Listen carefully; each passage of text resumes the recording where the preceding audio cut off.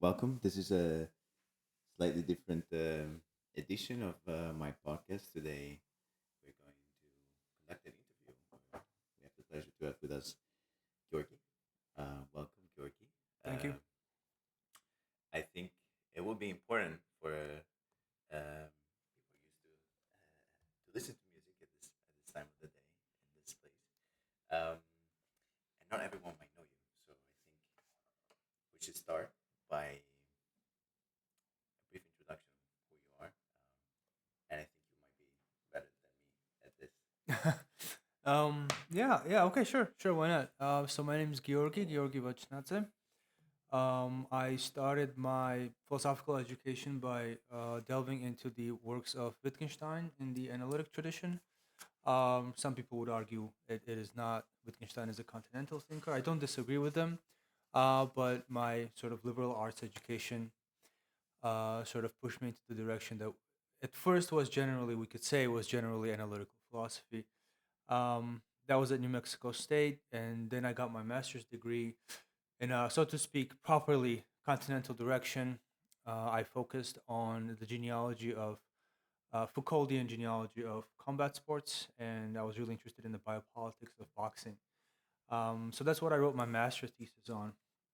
And then after that, I wrote a book on my own. It's not a dissertation about AI. Um, bless you. Oh my Uh, god. it's called Unbelievable. Sorry for, it's okay. for interrupting. Um, it's called the Christian eschatology. You have it here. Yeah. It's called the Christian eschatology of Well, artificial do you want to intelligence. introduce it more properly without a sneezing, a sneezing host? Sure. Um, so yeah, you mean the book or the whole thing? No, I think Yeah, yeah. the part from the book. Right. So this is the book I wrote. And well, yeah, I put a lot into this book. You could say 10 years of research, more or less, is in this book. And it's about how discourse, the contemporary discourse of artificial intelligence, seems to me suspiciously resemble the Christian discourse of pastoralism, and a lot of the stuff that Foucault wrote in the Confessions of the Flesh. So basically, I tried to delve into AI as much as I could. And then I used Foucault's Confessions of the Flesh, the fourth volume of the History of Sexuality, to draw parallels between classical Christian pastoralism and what I call cybernetic pastoralism. So that's pretty much it. Well, thanks for being with us today. I think you're traveling from quite far, and I'm grateful for your presence here. Um, Maybe it would be nice, I think, to start with a few questions around um, the current landscape of academia and humanities in general. You mentioned some of your okay. You mentioned some of the steps of your previous education, and I would like to know a little bit more about what is the current state of academia philosophy, Mm, critical philosophy mm, in um, in Georgia, and what kind of environment are you encountering? mhm. I think it's important to kind of flesh out this picture. Yeah, absolutely. I'm really glad you asked that question because I was not expecting that question, and I think this is a really great opportunity to throw some light on Georgia right now because I don't think it's getting enough publicity. Like the political climate in Georgia, I think can use more exposure because we are faced now with a properly authoritarian government, with a classical example of what media worldwide terms democratic backsliding. And right now, recently, there was a violent assault on universities by the new educational reform, or as we like to call it, the educational deform, that the government has introduced. And it basically, they're planning to do, it's very dystopian because what they're planning to do is completely restructure. Well, I wouldn't even call it restructure. I would say actively and methodically demolish or deconstruct education as it is in the country. But their idea is to reform the educational system in a way that you would have one city per faculty. So you would have a city of engineers, then a city of humanities, a city of lawyers, um, and they use a lot of different reasons that at face value may sound reasonable, like freeing up space in the capital, so there isn't so much metropolitan flooding from the regions to the center, which is nonsense. It's absolute bullshit. It's just that it's easier for them to deploy uh, surveillance, right? If they have these neatly separated cities, neatly separated faculties, and on top of that, of course, is to drain universities from all critical thinking, all professors who actually have the willpower and the means and the desire to resist this type of governance. So yeah, things are not looking good in Georgia right now, and we are hoping for more support from the West. Yeah, this is something that we briefly mentioned yesterday in our conversation, and I think it really made me reflect on the type of privilege that we still have here in Western Europe or in Europe in general to be able to think, to philosophize quite freely, um, and it really puts in perspective that type of privilege of still even being able to go to a university or to a faculty or the Department of Humanities, for example.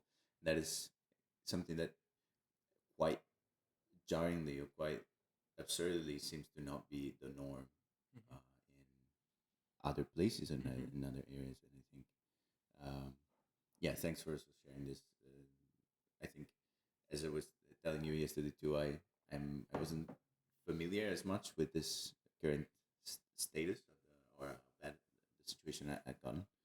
Um, and yeah, I think it's interesting, an interesting theme. This theme of division, compartmentalization.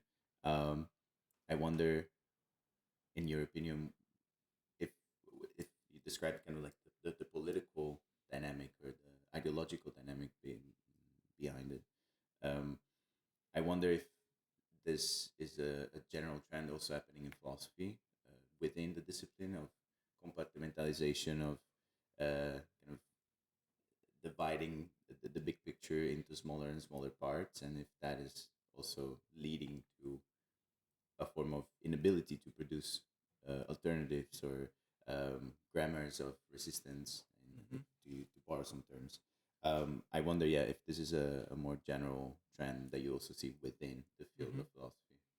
Right.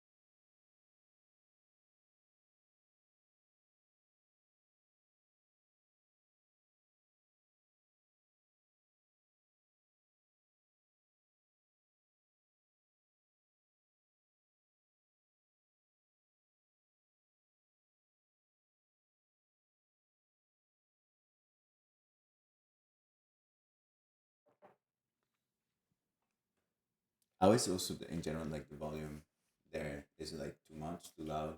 Perfect. Okay.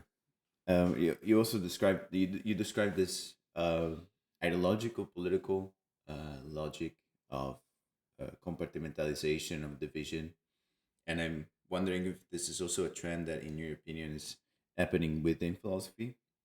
That rather than having synthetic or synthetic overviews or thinking by systems, and maybe you can spend a few Mm. words in this expression on this expression too. I wonder if that's a trend that you see happening within philosophy: compartmentalization, division of labor, Mm. in a sense. Right. I mean, that's a big question. I don't know if I have the answer for that. Especially, I don't know how it is now in academia in the West. Academia. So I'm properly in a kind of liminal space right now, where I have to work odd jobs, so to speak, and then just write books and articles on the side. I'm not really affiliated with an institution at the moment. Um, so it's difficult for me to judge, but I would assume there's this double trend, right? So in Georgia, we're suffering from what we call classical repression of ideas, right? A classical sort of you either go through the party line or you don't go at all, right? So a kind of a mixture of Soviet and neoliberal forms of governance. Uh, well, in the West, I think the publish or perish paradigm has done its own sort of damage, right? Where you have to either follow the trend, right? Of academia, or you sort of you get left behind. And well, that does bring me back to my book, because I remember talking about a friend of mine about the book, and I said, if I had the option, I would not write about AI at all. But because of the way the world is, I had to write an angry book, or what my friends call a hysterical book. And in Becoming Press, we had also a little conversation about the book, and we decided to call this a hysterical book because it's incredibly reactionary, and I'm not afraid to use that term. It is reactionary, and sometimes productive ideas happen through this kind of reaction to the dominant discourse. Yeah, I like that you bring up the historical uh, characteristic or property feature of this book. Um, is the first time I read it, I have to be honest, I was off put by its um, lack of um, this sort of like synthetic view, and I mean this in the best way possible, Mm-hmm. not as an attack at all. But of course, when reading an essay or a philosophy book, I would have expected a sort of like an arc, a thematic arc or a narrative arc, and this didn't feel hysterical. And I saw at the end with your non-conclusion, which again we can dive a little bit deeper into the book itself. But I would like to spend a few more words on the method or how you came to conceptualize this book and also this book through this specific method. Um, yeah, how and why choosing this hysterical method of narration of um conceptualization, and why do you think this was the best choice, if it makes sense? Mm-hmm. Mm-hmm. Yeah, that's a good question. So, well, the reason was the main reason was that before this book, I had many ideas and many proposals, and lots and lots of topics that were just rejected everywhere, right? And then finally, when I wrote a book about AI, even if it was sort of a kind of a critical book like this, and not something that necessarily endorses, right, this whole hype around AI, it's still a book that we can say tries to monopolize. Critically, we can say the book tries to monopolize on the anti-hype, right? Hmm. So even in a hysterical book like this, there's a degree of conformity. And in the Lacanian sense, right, we can say there's a sense in which the hysteric is dependent on the master's discourse, right? And so in that sense, we're never completely free from the other, right? But we can make our crude attempts. So, and I guess it's a kind of a hyper situated book as well, because I think it's in the preface or somewhere, maybe towards the end, when it talks about that this book tries to pit larger powers against each other.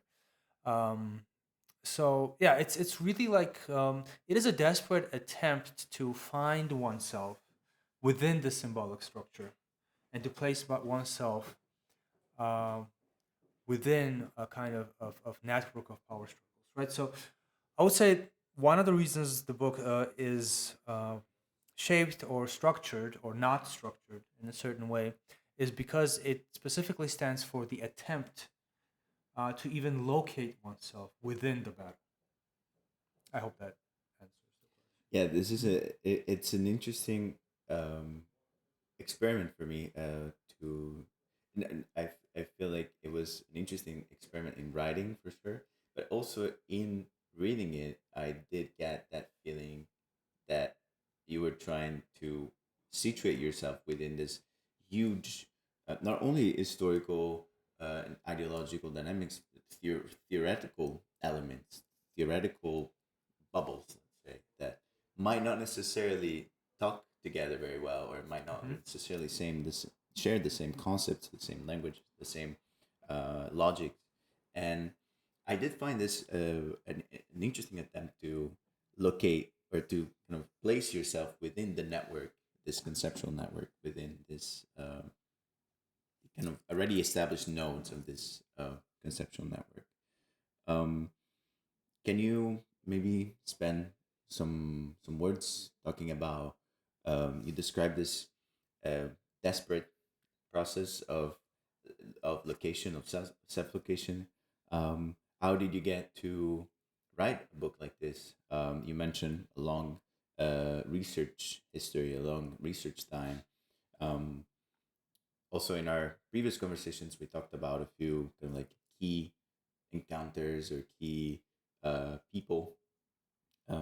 How did you find this process of uh, very basically how does it feel to publish a book to get your ideas out there, and what is maybe the least and the most comforting things that came out of Mm-hmm. it? Mm-hmm. Yeah, and I was warned about this by Becoming Press, since it was my first book. They said, keep in mind this is a slow burn. And so I guess that's the part because whether you like it or not, publishing business is a slow burn because it just takes time for people to read, right? But also it takes longer for information to spread, right? So simultaneously, this was in itself a practice of ascesis, right? And in a Foucauldian sense, because in this hyper fast age, right, where information is traveling so fast, everyone is expecting things to happen so fast.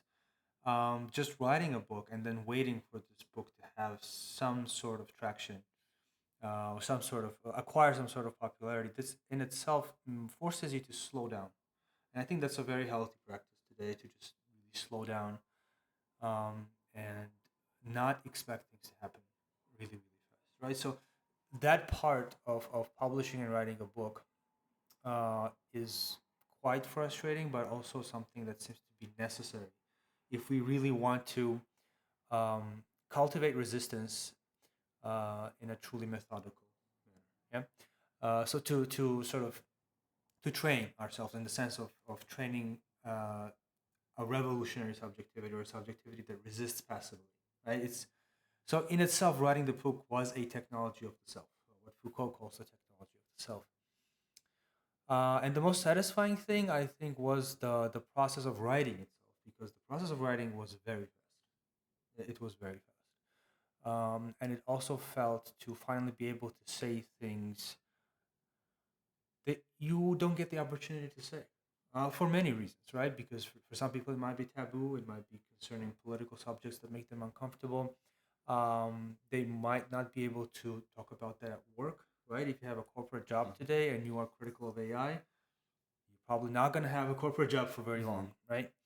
Um, so it was an exceptional experience to really lay out all of your thoughts on paper, and then have those thoughts accepted. And and Wittgenstein said, even if one person reads my book and gets some pleasure out of it, uh, that's all I need, right? And so there's definitely the flip side of writing this book where I felt exactly like that. But now having at least a handful of people showing genuine interest, and bookstores all over Europe having published it, um, it's more than I could ask. Yeah, were you expecting this kind of reception of your ideas of your work, or um, I, yeah, I don't really have a frame of reference in terms of uh, people recognizing or being in contact and kind of like communicating or conversating with your ideas. How does this feel?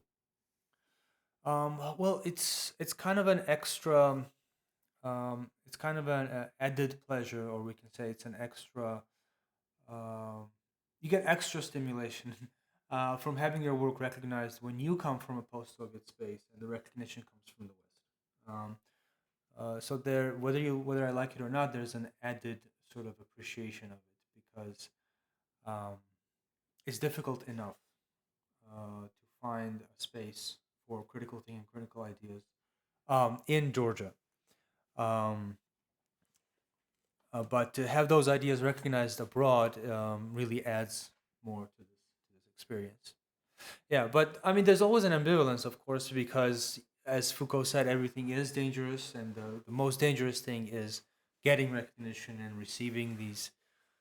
I guess the privilege of people's attention and the privilege of having these conversations. Um, but yeah, it's definitely more than I expected and more than I could ask for. Yeah, I think that is. I really like this framing also of the practice of writing or the practice of publishing the book in itself as a slow burn, Mhm. because myself too, I find that in so many ways you would want your ideas to be out tomorrow or even the moment you think them. It's the general trend of technology or especially of AI, in a more general sense, is to remove friction in the practices that are making us the most human, whether that is thinking, whether that is even writing. So it's really interesting to see also the continuity of this form of slow temporality or processual temporality. Yeah, Mhm. like temporality as a process to be one of the fundamental elements that we're recognizing as a component of practices of resistance. Whether that is the capacity to write things slowly, to think slowly, and then um, yeah, this requires time. This requires uh, postponing the immediate pleasure, let's say, Mhm. of having your thoughts in front of you. Mhm.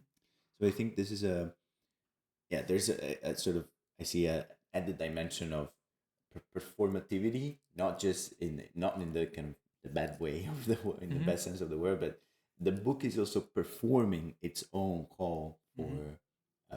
resistance or its own grammar of resistance, if that makes sense. I'm glad you said that. I'm sorry to interrupt because before I lose the train of thought, because I was hoping that this book would affect someone. Right? So this book, in its ideal sense, is something that fosters or activates disubjectification. Right. So I was hoping somebody who would read this book would actually have some sort of what Foucault would call a spiritual transformation. Right.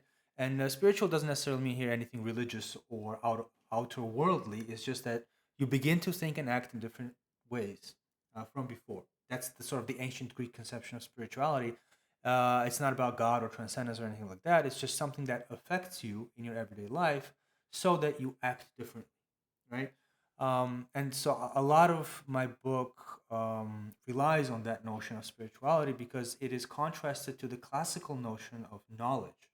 And Foucault makes the separation between connaissance and savoir, right? And the savoir is the knowledge that really transforms the subject because it's knowledge with a kind of practical orientation and a spirituality to it. Whereas a kind of classical conception of knowledge where you just get information, but your life doesn't change. It's like could be more like entertainment, satisfaction of curiosity. And so when you ask that question, that's exactly what I was thinking. I'm hoping that this book is a savoir. It really gets to the core of what it means to transfer knowledge, and it's precisely not transferring knowledge; it's affecting somebody and changing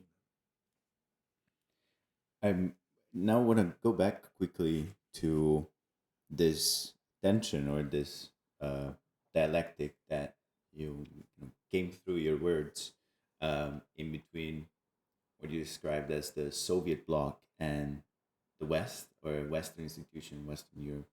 Um, I want to take another step back and go back to the beginning of our conversation when you mentioned the authoritarian um, backsliding that your country is currently experiencing. Um, and maybe you can tell me a little bit more about what this means in terms of not just politically, but also ideologically, how people are experiencing that. How Mhm. uh, you mentioned also how academia is in first hand experiencing this with closure of departments or Mhm. compartmentalization. Um, how is this tension between what you're calling the Western ideals Mhm. and the Soviet ideals Mhm. playing out in your research, in the people around you, in your Mhm. communities, and so on? Mhm. Yeah, yeah. I mean, that's very interesting because I think there's a loose connection here between how I support both Ukraine and Palestine. Right? Some people find that to be a contradiction because some people really see war as East versus West. You know, and I also see a trend sort of in leftism in the West, which I don't like, which is romanticizing Russia. And well, I don't. China is more complicated, and I don't understand really what's going on there. But the this romanticizing Russia as though Russia was never imperialist, right? I find that a little uneducated. Um, and the reason I'm talking about this is that I really think it's, the more I look into it, the more I see what's going on in the West, what's going on in the East. I think more in terms of, even though I'm not a Marxist in the classical sense, I think more in terms of rich versus poor or class struggle rather than West versus East. And this book, in an indirect way, is a testament to this because I was shocked at how well really right wing neoliberal policies tend to pair with Russian Soviet style repressive mechanisms. Um, and Putin, right now, I think, has no problems in using Reaganomics or the leftovers of Reaganomics to his advantage in colonizing Georgia. So Georgia is colonized not just through occupation, not just through military intervention and the seizure of territories, but also through a kind of economic warfare that Russia, I think, has learned from the U.S. You know, and so in my book, right, the Christian comes from the Orthodox Christian in many ways, um, because that's just how I see Russian power. Russian power is the Orthodox Church. That's where they have um, their agents.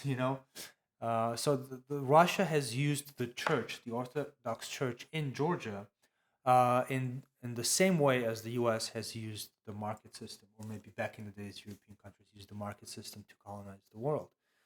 Um, and so that's the ambivalence, right? That's the political pain, I guess, of Georgia. It's to be caught up between two powers, and because Russia is the immediate threat, right? Um, a lot of Georgians have to close their eyes to some of the injustice that comes from the West as well. Strategically, that's just the correct move. Would you say this is a situation in which um, there isn't really there's a sort of lesser evil Exactly. choice, Mm-hmm. and of course people might not like the United States and or the form of the imperialism of the United States, but in front of a much closer and much more vivid enemy, ideological enemy, which would be Russia in this case, there's no other choice. To Mm-hmm. put very simply, Yeah. Yeah. Exactly.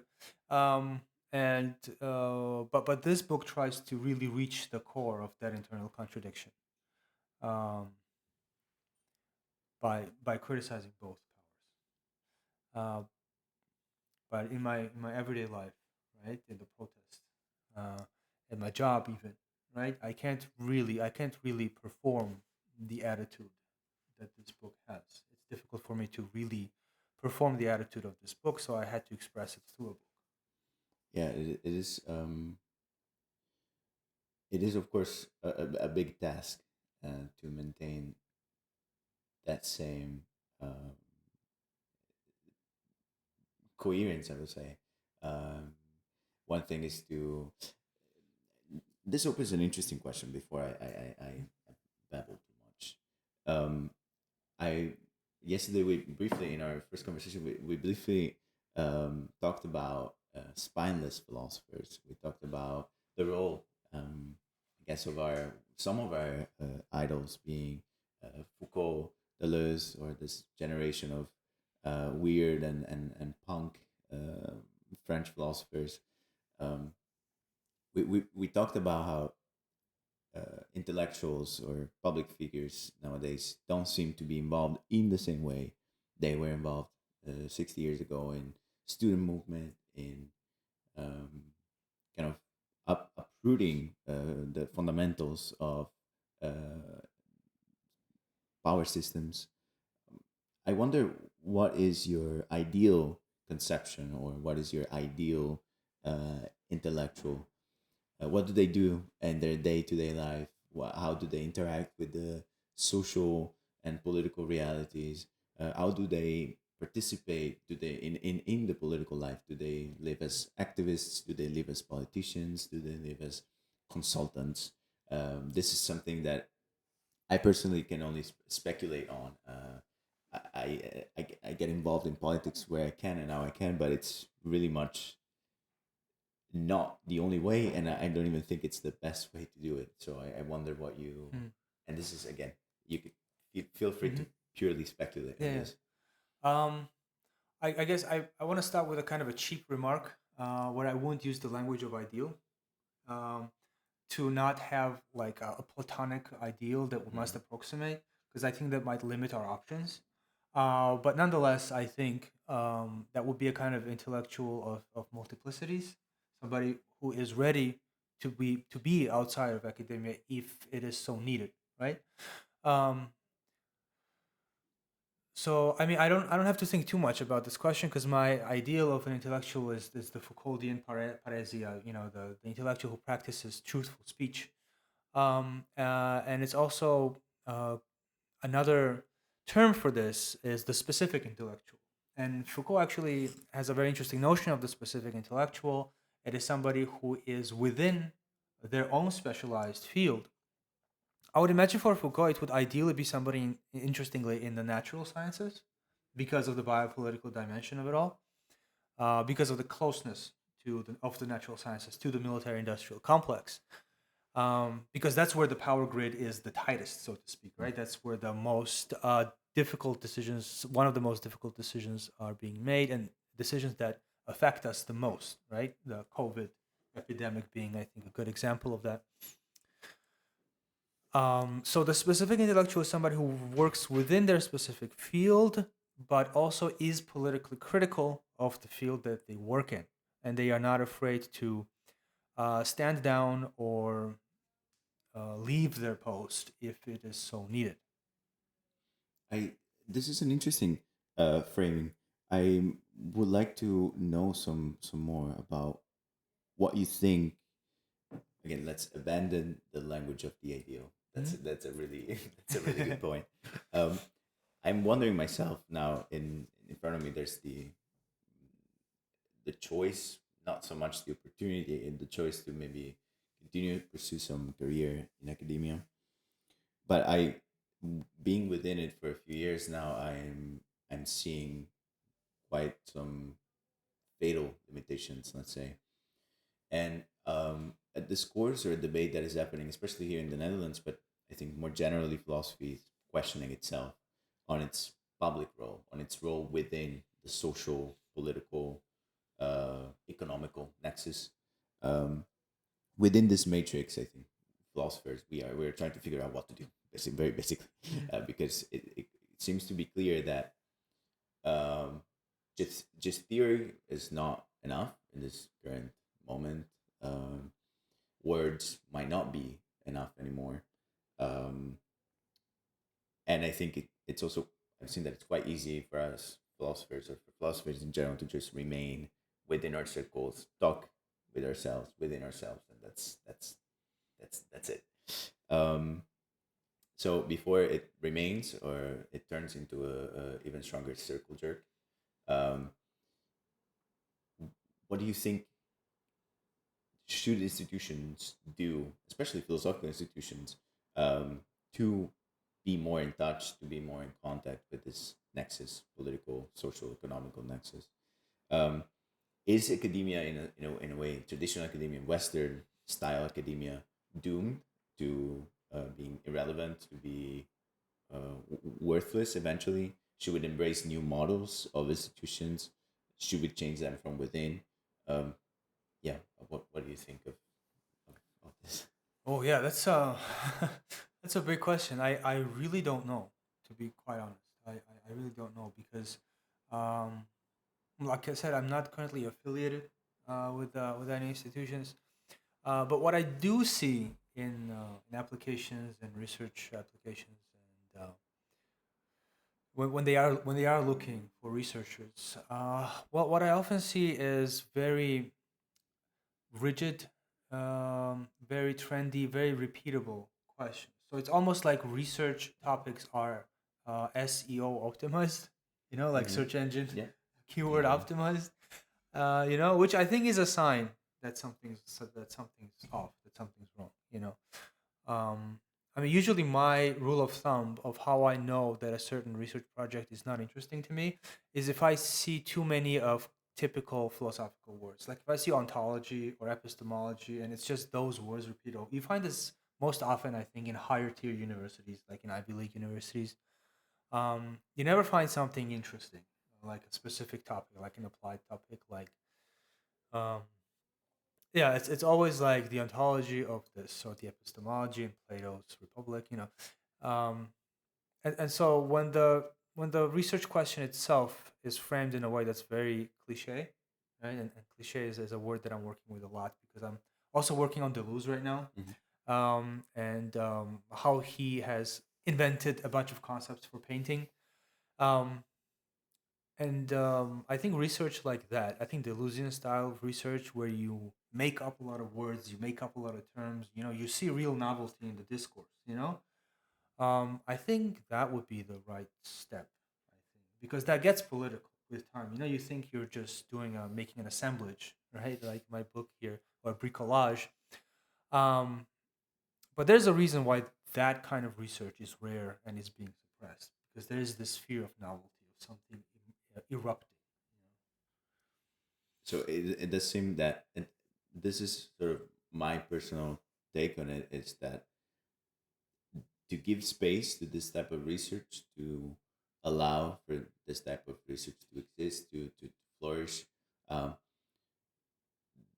we need a new form of institution. I Yeah. think in some ways, kind of hybrid, online university, but also kind of situationist, collective, um, emerged in the past. I think, for example, especially of Nick Land's CCRU collective, a bunch of people taking drugs, listening to music, doing crazy things, turned out quite grimly Yeah. after after a few years. But I do see that is maybe the way to go in terms of um, institution. Mm, Again, maybe one of the core contradictions or tensions is that this type of research is, by definition, anti-institutional, or really hard to bracket Hmm. within the scope or within Hmm. the net of Hmm. traditional institutions, and of course funding Yeah, I was about to say that. unexistent Yeah, for this type because of things. because funding because immediately I thought about the game industry and the movies because have you noticed it's all remakes, remakes. At least in video games, all I see is remakes. But in movies, you can also predict the entire structure of most movies right now. And that has to do with what I said before about trendy words and trendy research topics, right? Because if you, because I guess in movies it will be certain types of shots or certain types of gestures or styles of acting that are trendy and that bring money, right? So really, what any investor, right, even if it's a government, is looking for is the predictability. And Deleuze and thinkers like Deleuze, these are thinkers that strive or thrive in novelty.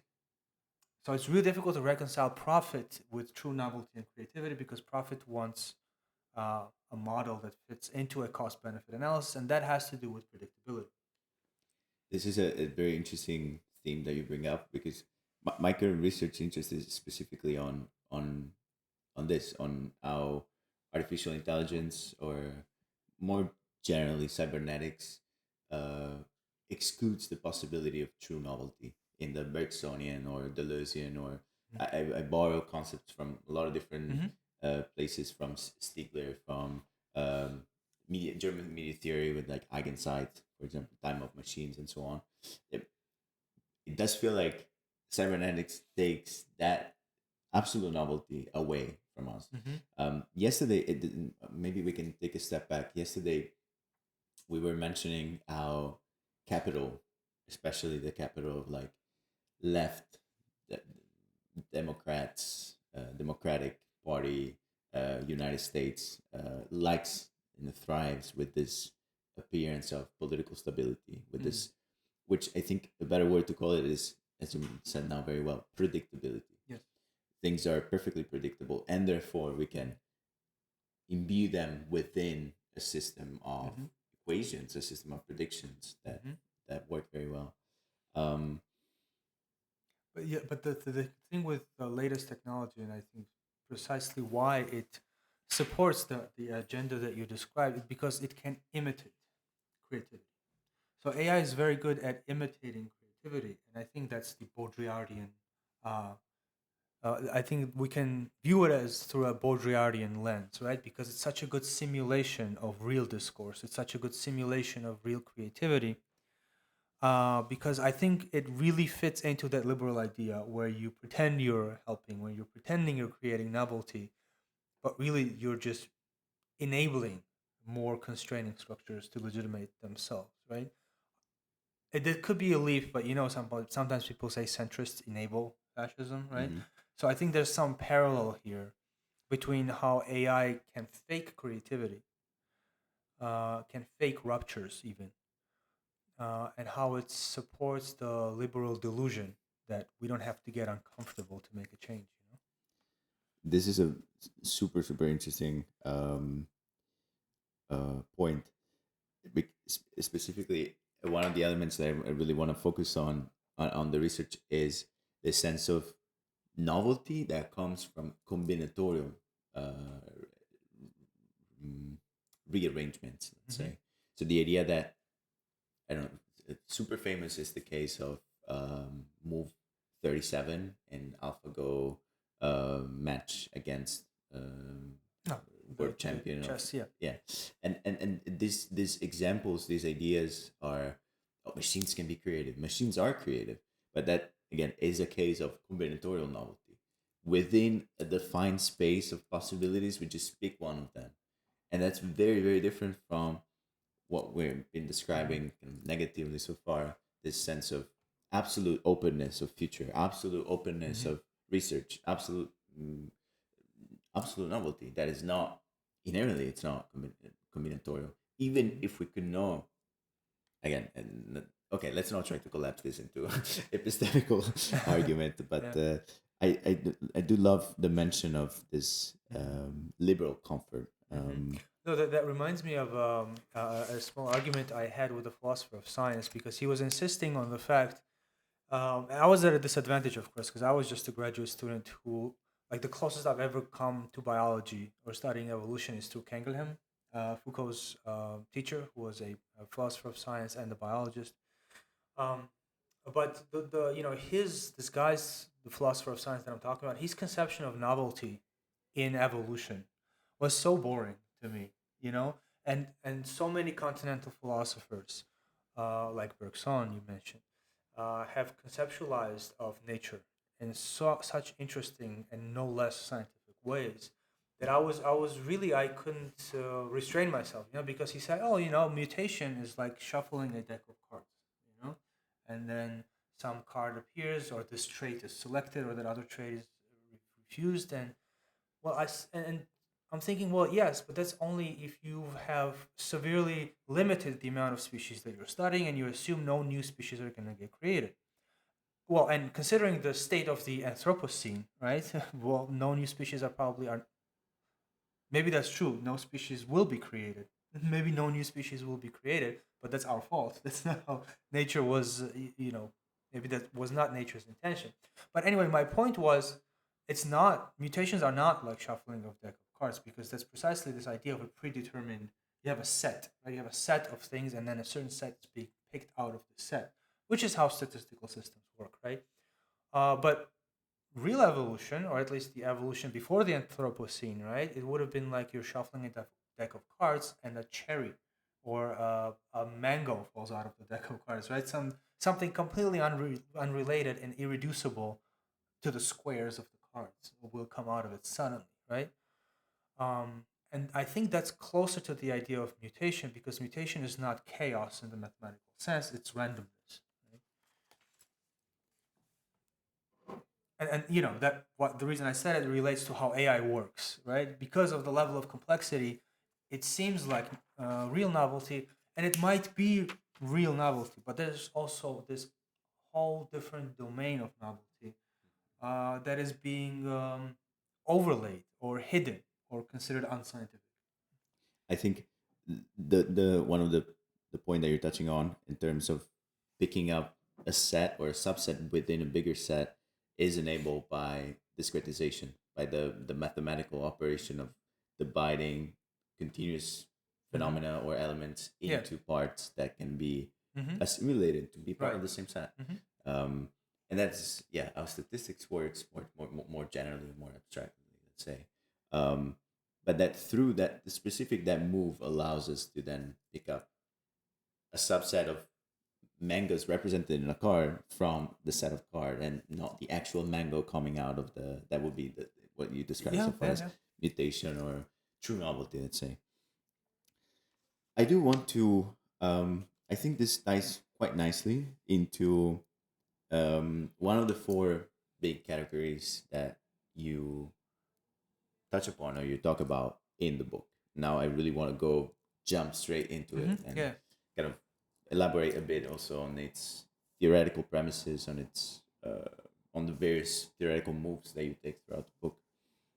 You do you mentioned the logos, you mentioned the flash, you mentioned fall, and you mentioned the diagram, this Deleuzian category, Hmm. this category of as a diagram as the organization, abstract organization of relations of power. Hmm. Um, let's start from there. Hmm. Why is it relevant in thinking about artificial intelligence, and where does this come from in what are its pastoral or religious roots? Hmm. Right. Right. So I guess right. So there's a lot. So we can start with logos, right? So logos was a Greek notion, and it refers to reason in general, right? So it was completely divorced from all kinds of religious sentiments, and more importantly, it was divorced from archetypes. So the Greeks didn't have, at least in that period of time, there were, I don't want to say secular, but they weren't religious in the way we would consider people to be religious. They were, as precisely in the Foucauldian sense, spiritual. But the spirituality just emerged out of a sense of wonder for how the world works, scientifically speaking. And so, well, is a complex notion that I can't pretend to know the way a classicist would know it, right? Or the way a philologist understands the term. But what I did notice that with the introduction of Christianity, uh, two things happen to the logos which seem to be paradoxical. One, it becomes stricter and more rigid as a system. And secondly, it becomes more primitive in the sense that it becomes identified with an archetype, like a primitive archetype, the person of Christ, right? Um, so the it's and it's very similar to how the hype around AI operates because the more it's being sold as this magical thing that's either going to destroy us all or save us all and is given these godlike powers, the stricter the politics of its distribution. So the more we are, um, I want to use the word enchanted because that's a Wittgensteinian term. So the more we are enchanted by the language of AI, the more questionable policies seem to be um, implemented um, on the side, right? So Mhm. So the hype and the strictness of the system, they go hand in hand. Um, and so a more autonomous. So what I'm hoping to find is a more autonomous way of using this technology without letting it fall into the later Christian style of pastoralism, and maybe keep it close to the earlier Christian slash pagan way of using technology. And there's a lot to be said here. Um, so your question was about logos to diagram, right? So Yeah. I've changed my attitude with diagram now, reading the Lewis lectures, because with lecture, the term diagram was initially taken from Francis Bacon, the painter.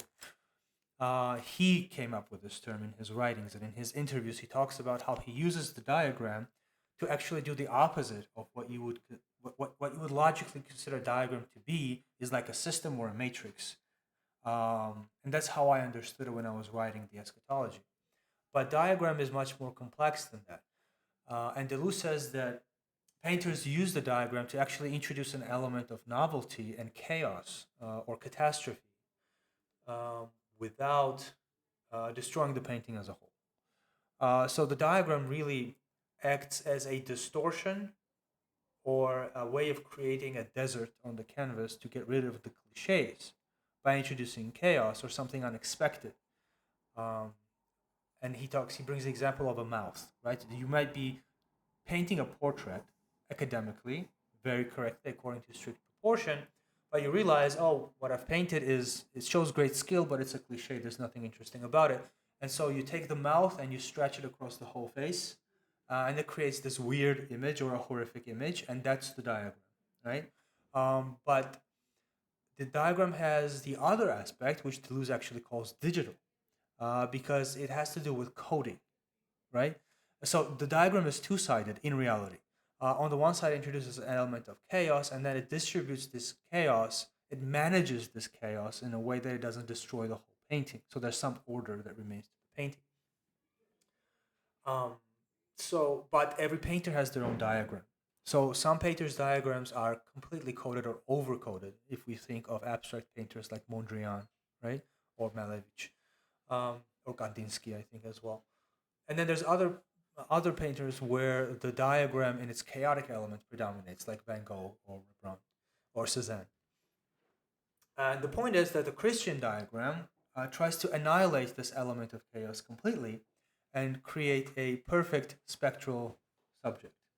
A spectral subject means a subject that has become a ghost, so completely functional. Yeah, this maybe, since this is also relevant, can you spend a few more words on what you mean by spectral in this case? Right. So this is not my term, obviously. This is a term I borrowed from Diana Stipinska. I'm sorry if I'm mispronouncing the last name, but she wrote an excellent article about how social media operates as a digital confessional.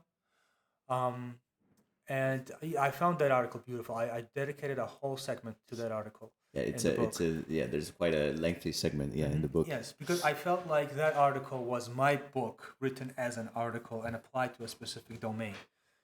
So yeah, excellent article. And Stipinska talks about how the spectral subject is a subject that is devoid of all particularity.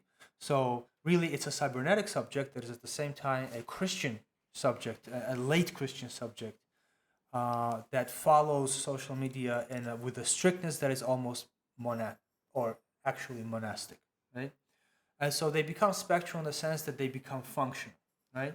And this is another thing that I think will later become more interesting with other technologies like BCIs, because what I notice is that the language of savior or the tranquility of the soul is replaced completely with the language of optimization, normalization, and restoring functional capacities, right? So, what used to be a devout Christian subject, a subject of what's that word called? Not docility. Mm, Tranquility, it's tranquility, but it's coupled with obedience and piety. predictive piety. Yes, that's a good one. Yes, piety. Um, so a pious subject. So we have the virtuous subject with the Greeks, then we have a pious, obedient, docile subject with the Christians, and then today we have a matrix of power in technology that oscillates between the virtuous subject and the pious subject. And I guess I'm siding with the virtuous subject, right? So if we can think of technology as a means of acquiring autonomy, um, and maybe not living in some future utopian world where everything's automated or our consciousness is cleanly uploaded somewhere where we don't have to worry about our bodies, which is another very complicated question, right? Can we have a subjectivity without a body, right? That's a big one. But yeah, so Stepinska's article is very good at showing the connection between the functional subject within the simulation and the Christian subject located within the power dynamics of the church. I think maybe we can try to reconstruct this um, this arc from logos to diagram the other way around, because you Mm. mentioned the fall, you mentioned already the question of embodiment, which would be the question of the flesh.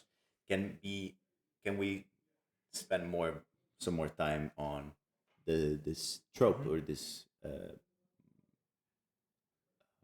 location, let's say, Mhm. theoretical location that is the theme of the fall. Mhm. I found it profoundly stimulating. I think it's quite also a used trope, let's say, and to read Plato and be like, yeah, there is this trope even here of we were once an age of gold, and now um, we're forced to be in the cave. Sort of this with let's use a Platonic metaphor. Yeah, But can you spend some more words absolutely. Yeah. on this? Yeah, so that's very interesting because we have three very big words here, three very complicated, historically, genealogically complicated terms, which is the flesh, the logos, and the diagram, right? And they interweave in complex ways, right? So first off, I would say the logos is two separate diagrams. We have the logos, which is manifested in the Greek diagram, which is completely different, or almost completely different, at least from the late Christian variety of the logos, which is nonetheless also a diagram, right? And then now the flesh is a kind of is a separate term that I find very interesting because it comes from Merleau-Ponty. Merleau-Ponty, who taught Foucault in Collège de France, um, and with Merleau-Ponty, the flesh is uh, it's similar, but it's also completely different from Foucault's flesh because what Foucault terms flesh is precisely this Christian monastic attempt to domesticate the unruly or the rebellious elements of the body, right? Like certain forms of discourse, sexuality, diet. So the flesh is in Christianity, the flesh is a diagram that tries to limit the body as much as possible. And in fact, to kind of translate the body into the virtual, right? But for Christianity, the virtual is the blessed, right? So now it's Clement of Alexandria, which is maybe the second most important figure in the founding of Christianity, which is a typical Foucauldian move. You know, he didn't choose Clement of Rome, he didn't choose Saint Paul, he just chose the guy that's second. You know, he always does that. He never takes the main figure that is representative of a historical age or a discursive formation. He chooses the second most important guy. So he chooses Clement of Alexandria for many reasons, but one of them is because Clement is, especially the second book, the Pedagogus, it's designed for those who have already converted to Christianity and those who now want to manage their lives correctly. So, in a way, it is the most nuanced text of Christian teaching because it is the closest to its pagan um, ancestry in the sense that it has to do with very practical matters. But what I meant by this is that why I mentioned this is because it's very similar to the cybernetic discourse of optimization because it's also very much grounded in earthly needs. Um, and so one of these interesting things here is sexuality, of course, because in the end it is the fourth volume of the history of sexuality. And the way Clement talks about sexuality is he doesn't repress it. He doesn't say it's bad. He doesn't say it's dirty. He doesn't say it's something to be ashamed of. In fact, there's this element of kairos, what in Greek is called kairos, which is actually a productive element. right? So you can already see how this is getting Foucauldian, because already in Christianity, he found a system of producing subjectivity or establishing a subject's relation to truth that is so similar to the capitalist variety. And what is the capitalist variety of repression or oppression? It's the opposite, it's the production, right? It's trends, right? So if I overproduce a certain type of discourse, I'm not a dictator. I'm not limiting anybody's freedom of expression. You just don't get funding for your discourse, right? Which coincidentally is usually the discourse of resistance, right? And so it turns out that Christianity already had a similar system of governance where it said not only is it good or acceptable to have sex for procreation within marriage, but um, it is encouraged. It's good. Enjoy it. So there was Mhm. this Lacanian almost injunction to enjoy already with the Christian fathers. Yeah.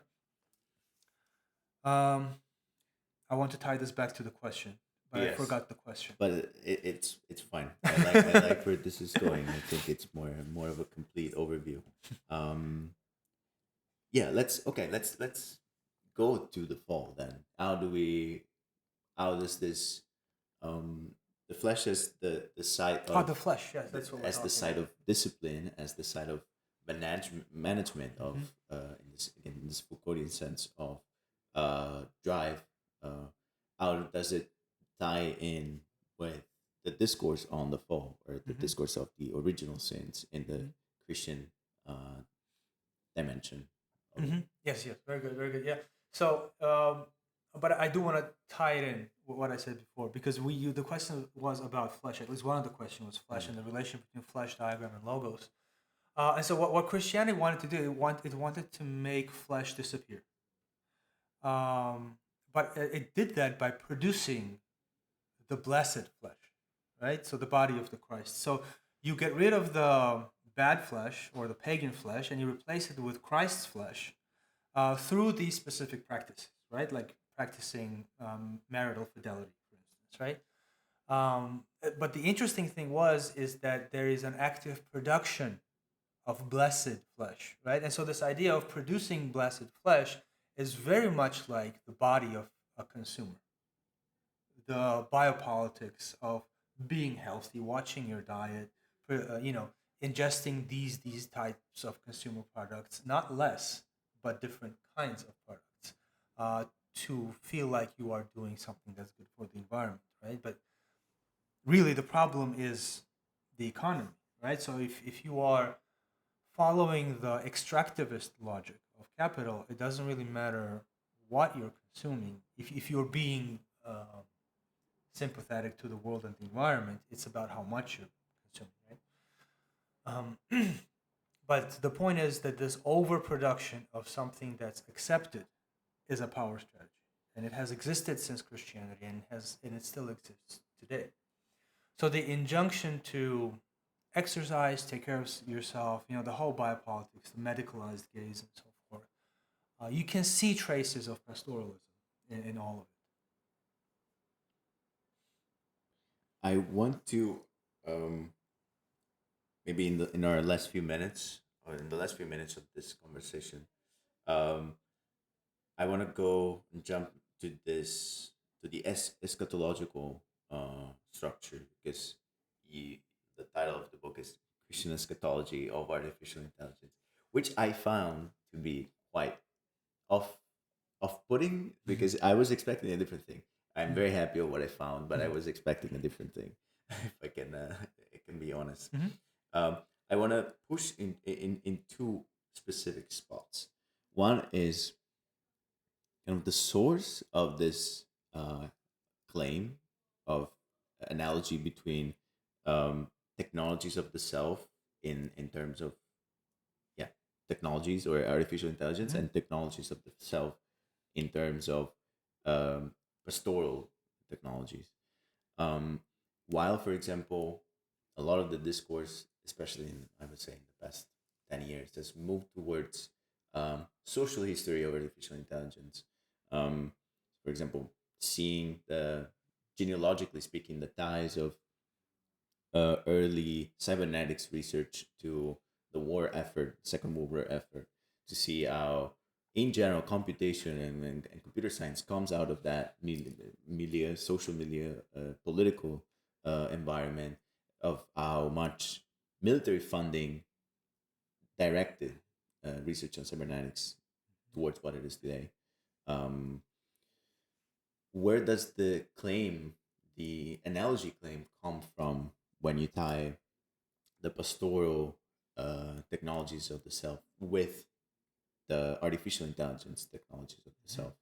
Is there, for example, a tie that something that kept coming up while reading the book was, maybe is this kind of like the general Protestant sense of productivity, or is it like um, a form of like Jesuit education? Mm. I really don't know where there could be this type of genealogical tie between the two. Let's say, Mhm. because while there are very clear structural analogies, I don't know if there's a common ancestor. Let's say between the two.